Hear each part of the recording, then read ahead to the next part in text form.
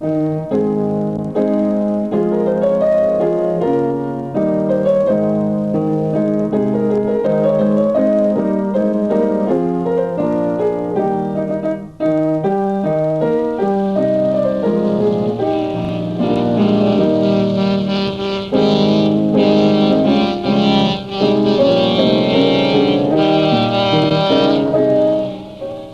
Warrior returns to Portsmouth under Warrior's welcome in 1987, 126 years after her first reception into the Channel Squadron.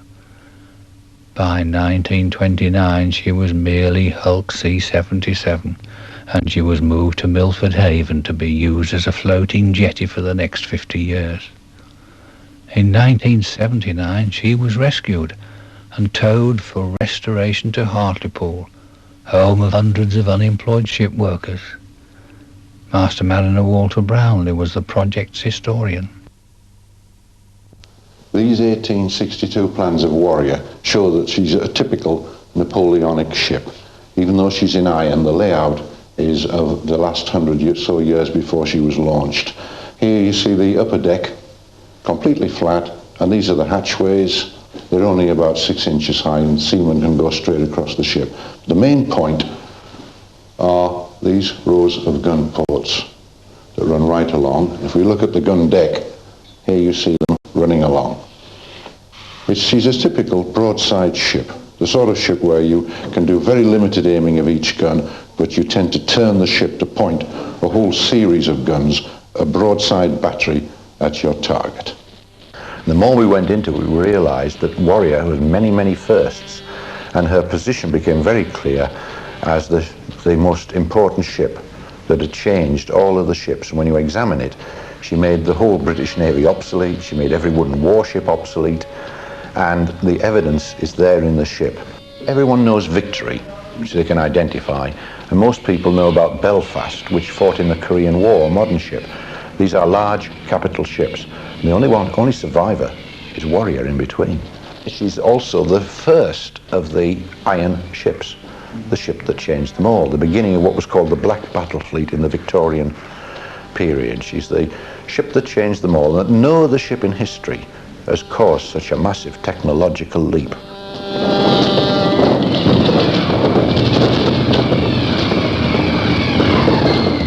This is Warrior, entering Portsmouth, now in all her glory.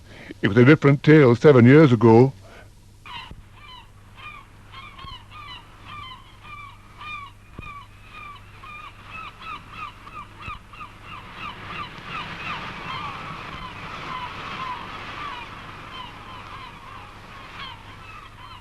Way back in Hartlepool, Stan Morrell was the ship manager. What was Warrior like then, in the early days when restoration began? Terrible. It was horrifying, wasn't it? 300 ton of concrete on the top deck.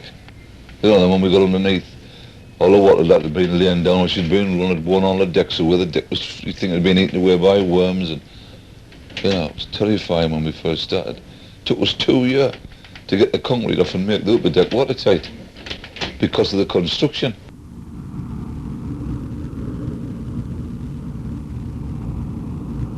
Took 17 operations to get one 3 foot by 3 foot piece of deck off and put it back, the steel plate, you know, to get it watertight so we could get down below and start. All petitioned off down on the gun deck with all bloody doors and a solution on a deck of fireproof, and we took 50 ton of that off.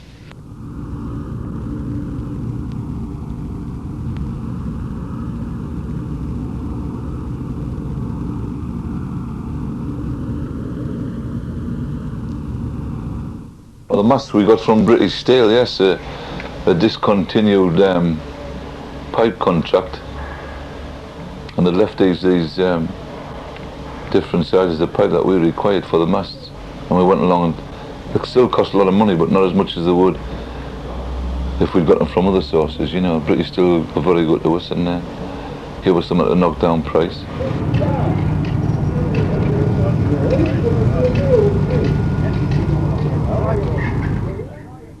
We put them up the way the originals were put up, and that was the reason why when we put the lower masts in, we had to put the top masts attached to them, because otherwise we wouldn't have been able to get the height to slide in the hole and get it up, you know. Well, the Warrior itself, as soon as I saw the ship and the opportunity came along, it was really a challenge to test my skills over the years, but I've accumulated. When we first started the Good Courage, we were much more or less in the dark, you know. Never made a one like it in his life before. And, well, we thought it was a challenge. Everyone said there are none left. We searched and searched letters and communications throughout Europe looking for some of the 68-pounders. And again, like Warrior, this is a period where people hadn't made records, there was very little available. So we went to look at another gun in the Rotunda Museum in Woolwich. And as we went in the gate, we nearly fell over this huge thing lying in the grass. And they weren't sure themselves what size it was, but we knew immediately. We'd been studying the gun so long from the manufacturer's point of view. So they kindly lent us the gun, we brought it up here, cast it, fiberglass. Copies were made, which we think are some of the best fiberglass copies in the world.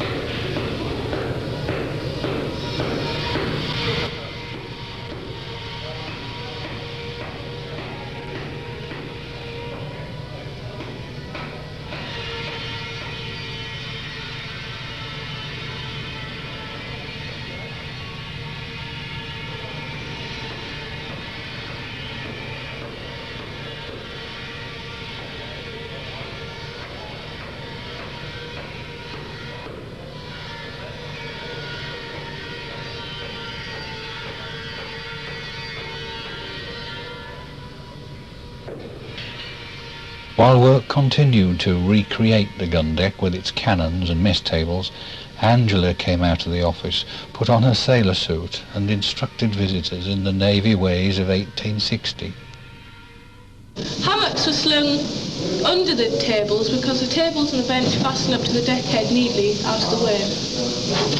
There would be allowed 24.5 inches of hammock space, which was 6 inches more than the wooden ships and 2 inches more than what was allowed on the trill ships used during the last war.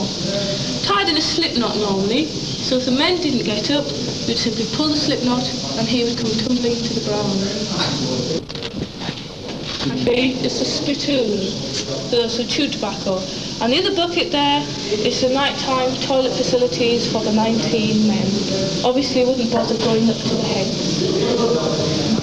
Never confused with buckets, did you? Had rather a lot to drink, I should imagine you could.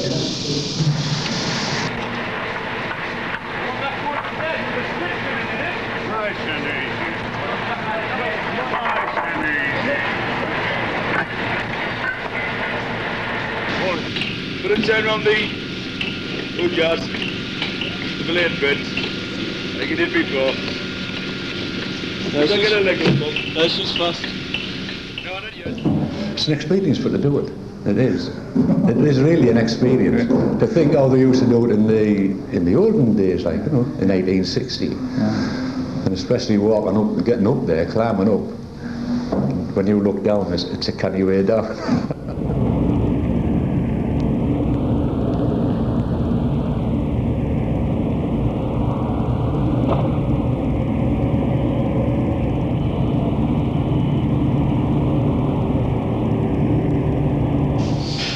Two riggers up there, like the 166 the lead. You know, you're working between them when you're up there, like the two top riggers. Ah yes, that's Tommy up there. He's not very big, except for his voice.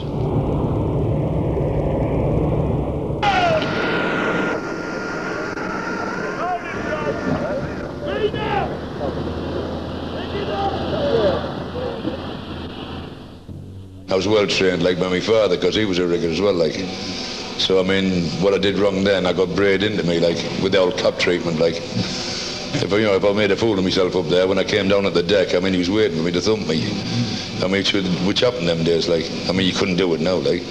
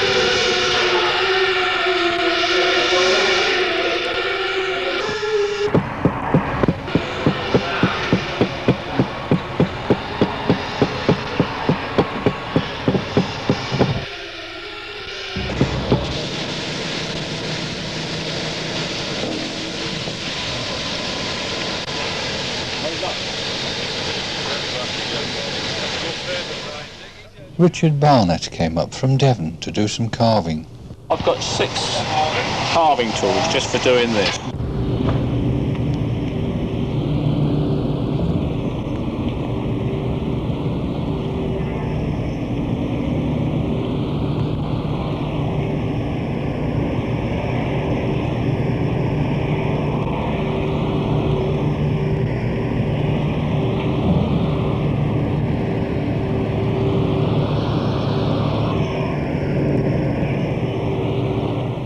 We have photographs of Warrior. That bowsprit of the 1860s is beautiful. It's a marvellous structure. When it came to the net, it was a matter of saying to the riggers, well, look, when you get a bit of time here on this, try a net out for size, stretch the tensioning, but we have photographs. The final result must look like this.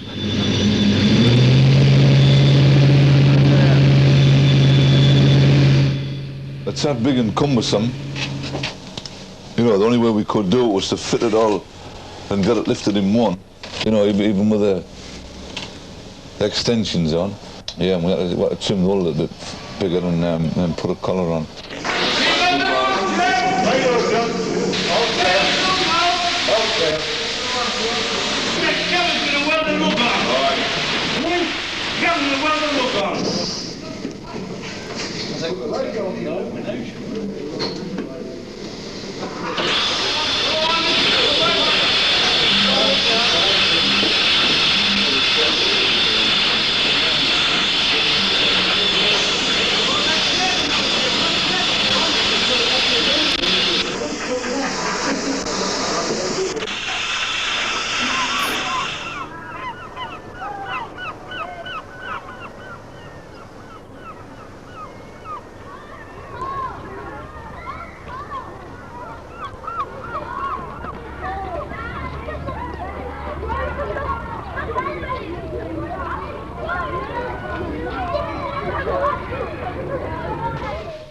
Here's a cylinder end cover for the imitation engine designed by Jim Wilson.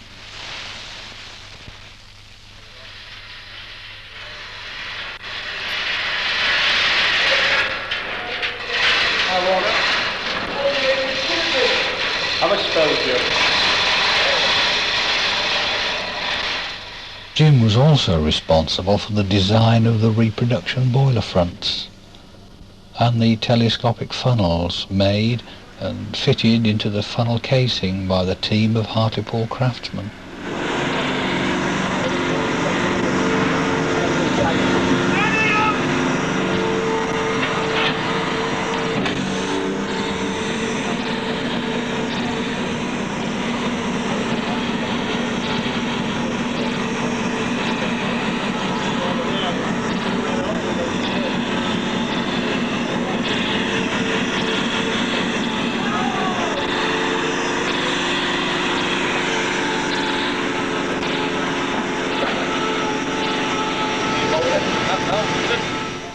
Our job in the drawing office was to produce modern technical drawings from which our men could use modern methods to create the same effect as they had in 1860.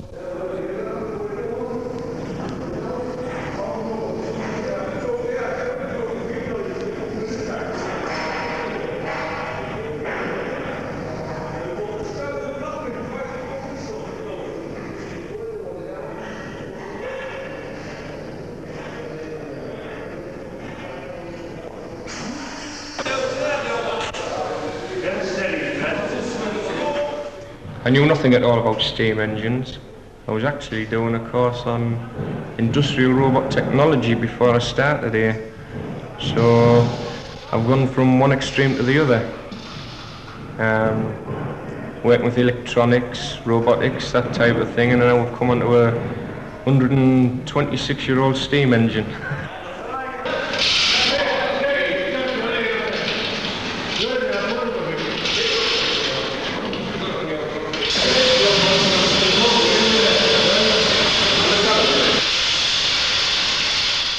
It is my project, mainly after Jimmy Wilson. I've been on the engine from the start. Leo, who is the foreman over the boiler and the engine squad, mainly personnel-wise. Like, he knows a bit about the fabrication of the boilers and everything like that.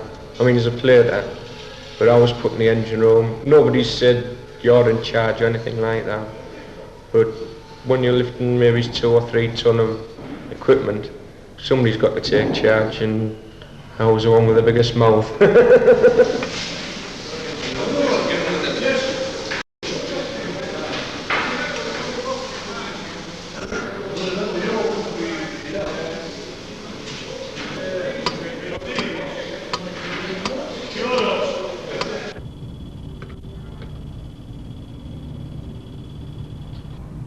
The sails were measured and made down on the gun deck by Alf Redmond from Whitby. Basically, when you make a sail for that period, it's just like a picture. If you can imagine a picture, you've got the picture and the rope is the frame, and that takes all the weight. I mean, they have some blocks hanging off them 2 corners, and the rope takes that weight rather than the canvas, which in them days would have torn anyway. I mean, it was quite a weak canvas they used.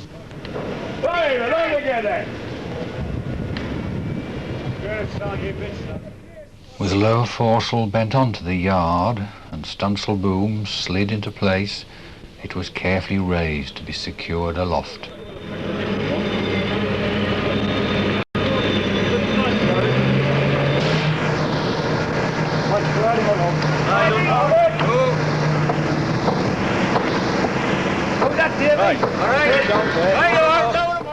Oh, I really enjoyed it.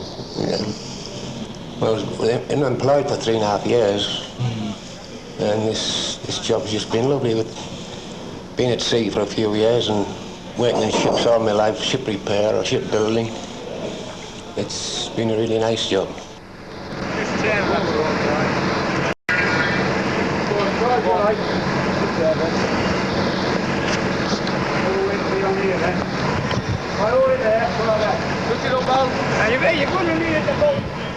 Oh, well, I was paid off at Hampton on the 3rd of March 1979, and I was employed here on the 22nd of October 79, and I've had 8 years nearly, so that's pretty good.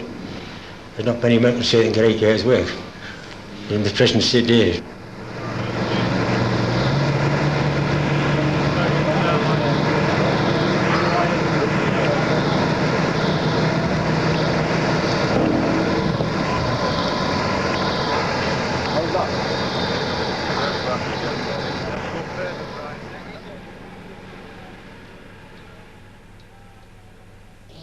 It's a very important tool. In 1860, that was the most important tool the shipwright had, because no matter what size the block is, how big it is, you can shape it into any shape you want it to be, and with the hadge, it's like factory planes it.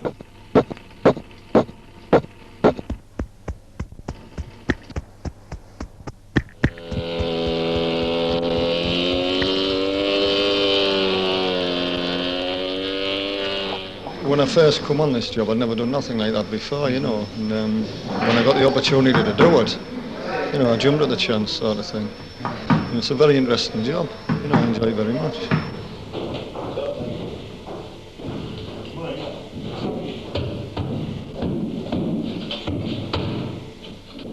These are the standard weapons that our research has shown was on board Warrior. This is the Enfield rifle. This is made from the dies. Rifled barrel as opposed to the musket. Now the other standard weapon of the Napoleonic period still carried on board Warrior is the standard cutlass. And that's one. 200 or 300 of those will be on board Warrior. However, the rifle was often used with a bayonet, and they adapted the cutlass into a cutlass bayonet, which will then lock onto your Enfield, making a rather gruesome and deadly weapon with a long range. I like to think of it as more of a shore weapon, repel cavalry, as anything else. Used on board ship could be difficult, I think. And the other one after that is the standard Colt. Probably the last ship our research has shown to carry Colt revolvers. There they are, all working models, and about 72 of these will be on board Warrior, a group round the officers' quarters and one at each gun.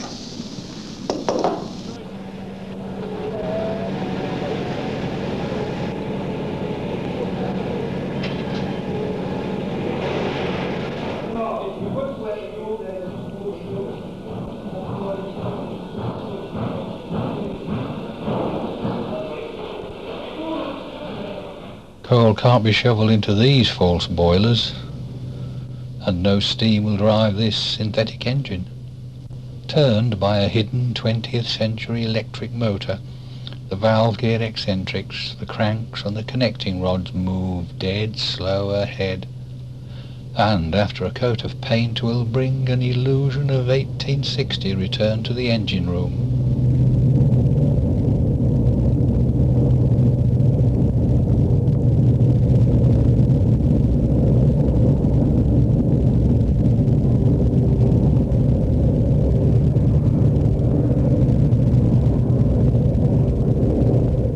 Well, I've enjoyed working on it. You know, I've seen it come from nothing to what it is today. And the fact that it's gone, I'll be sad. Well, it's funny that it was work, you're just working, and all of a sudden it was there. You know, you could see it materialising. Well, it was emotional.